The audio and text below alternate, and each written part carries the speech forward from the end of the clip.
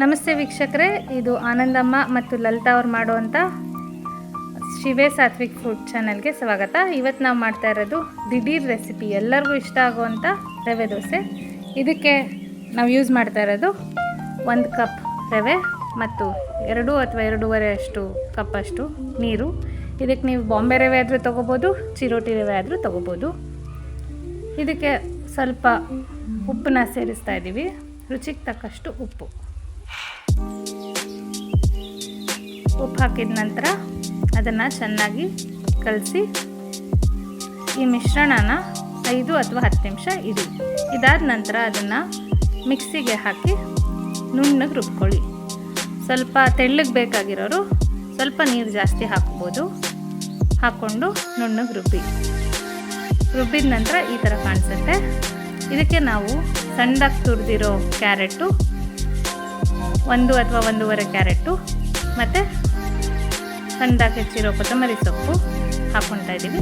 ಬೇಕಾಗಿರೋರು ಹಸಿರು ಮೆಣಸಿನ್ಕಾಯಿನೂ ಸಣ್ಣದಾಗಿ ಹೆಚ್ಚಿ ಹಾಕ್ಕೋಬೋದು. ಇದಕ್ಕೆ ನಾವು 3 ಸ್ಪೂನ್ ಜೀರಿಗೆ ಕೂಡ ಹಾಕ್ತಾಯಿದ್ದೀವಿ. ಈ 3 ಮಿಶ್ರಣನ ದೋಸೆ ಹಿಟ್ಟಿನ ಜೊತೆ ಚೆನ್ನಾಗಿ ಕಲಸಿ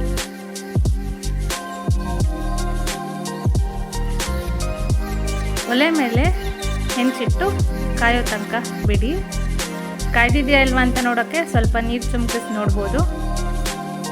ಚೆನ್ನಾಗಿ ಕಾಯ್ದ ನಂತರ ಎಣ್ಣೆ ಸವರಿದ ತವಾ ಮೇಲೆ ದೋಸೆನ ತೆಳ್ಳಗೆ ಬರೀರಿ.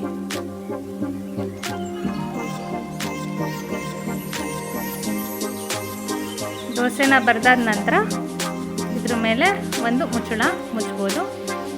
ಅದಕ್ಕೆ ಸುತ್ತ ಮತ್ತು ಅದ್ರ ಮೇಲೆ ಸ್ವಲ್ಪ ಎಣ್ಣೆ ಅಥವಾ ತುಪ್ಪನ ಹಾಕ್ಕೊಳ್ಳಿ.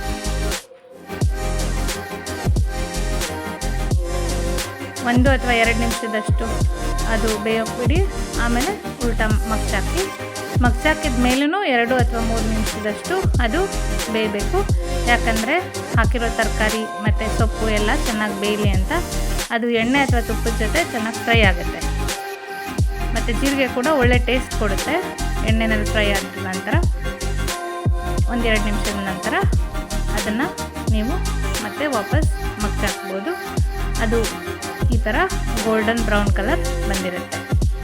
ಈ ದೋಸೆಗೆ ನೀವು ಮೂಲಂಗಿ, ಸೌತೆಕಾಯಿ, ಸೋರೆಕಾಯಿ, ಸೀಮೆ ಬದನೆಕಾಯಿ, ಬೂದ್ಗುಂಬಳಕಾಯಿ ಇದು ಯಾವುದೇ ಥರ ತರಕಾರಿನೂ ತುರಿದು ಹಾಕ್ಕೋಬೋದು. ಮತ್ತು ಸೊಪ್ಪುಗಳಲ್ಲಿ ಮೆಂತ್ಯ ಸೊಪ್ಪು, ಪಾಲಕ್ ಸೊಪ್ಪು, ಪುದೀನ ಸೊಪ್ಪು, ಸಬಾಕ್ಷಿ ಸೊಪ್ಪು ಇದು ಯಾವುದೇ ಸೊಪ್ಪುಗಳನ್ನು ಯೂಸ್ ಮಾಡ್ಬೋದು.